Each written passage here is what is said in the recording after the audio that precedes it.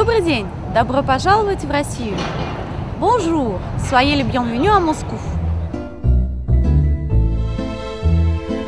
La place rouge était vide, la place rouge était blanche. Devant moi marchait Nathalie. Il avait un joli nom, mon guide. Nathalie. Dans les années 60, Gilbert Bécaud a immortalisé Moscou en quelques rimes. Depuis, l'ex-capitale de l'Empire soviétique a bien changé. Avec près de 15 millions d'habitants, cette mégapole trépidante, avec ses avenues qui ressemblent à des autoroutes, est à la fois moderne, audacieuse et baroque.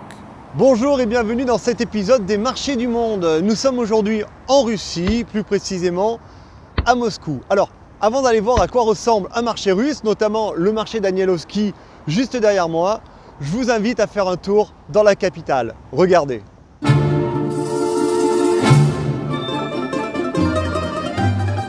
Ville culturelle par excellence, Moscou regorge de palais, musées et monuments.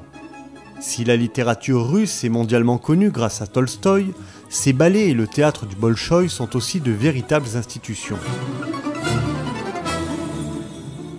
L'âme slave de Pouchkine résonne toujours dans les cœurs de l'armée rouge et les bulbes polychromes de la cathédrale Sainte-Catherine ont vu défiler indifférents les chars d'assaut et les orgues de Staline. Pour avoir un bon aperçu de Moscou, ne manquez pas la promenade sur la Moskova, la rivière qui a donné son nom à la ville. Si les larges artères et la circulation automobile ne sont pas votre tasse de thé, alors direction les nombreux parcs que l'on trouve un peu partout.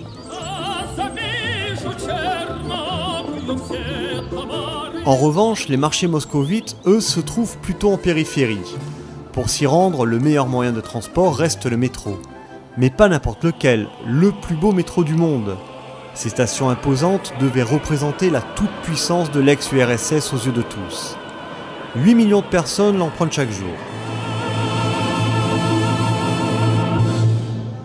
Me voici sous le dôme du marché Danielowski, un des marchés typiques de la ville de Moscou. Alors ici, il y a aussi bien des produits de Russie que des produits d'Asie centrale, des produits de Biélorussie. Allez, je vous emmène voir à quoi ça ressemble. Venez.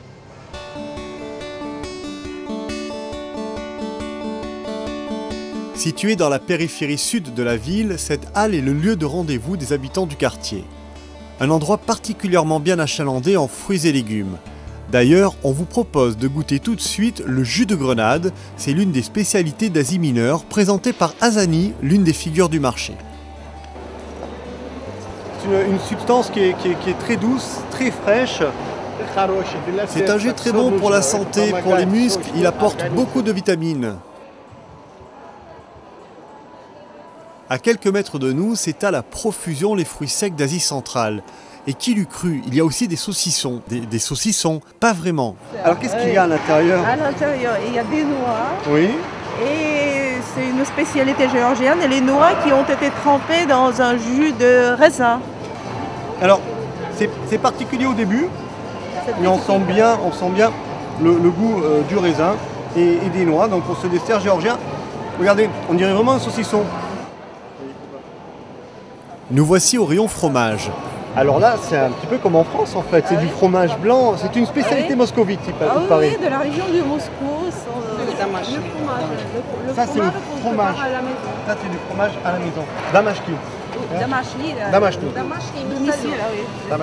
Les moscovites produisent et apprécient tout particulièrement les laitages et notamment le damashnik qu'ils prennent au petit déjeuner et qui est produit dans les campagnes de la région de Moscou. Ça ressemble à la mozzarella. Voilà, c'est ça. C'est aussi très typique pour la région de Moscou. Voilà. On aura appris que la Russie, Moscou, c'est l'autre pays du fromage, comme on dit.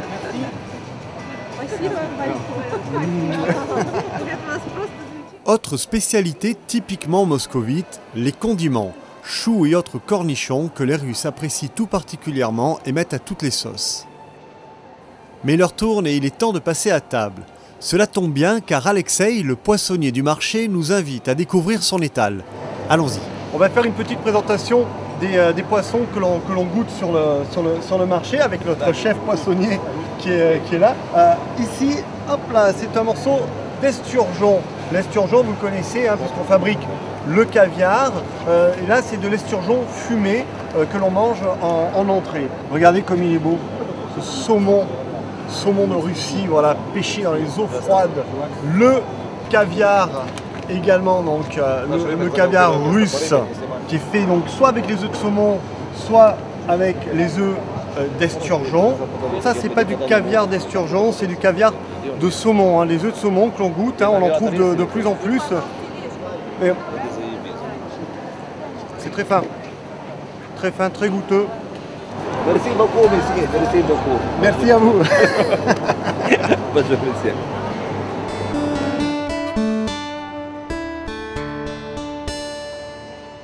Je me trouve à présent devant le célèbre café Pouchkine, immortalisé par Gilbert Bécaud, qui rêvait de boire un chocolat avec Nathalie. Alors avant d'aller le goûter, j'espère que cette étape moscovite vous aura plu et je vous retrouve très bientôt dans un nouvel endroit de la planète. Au revoir.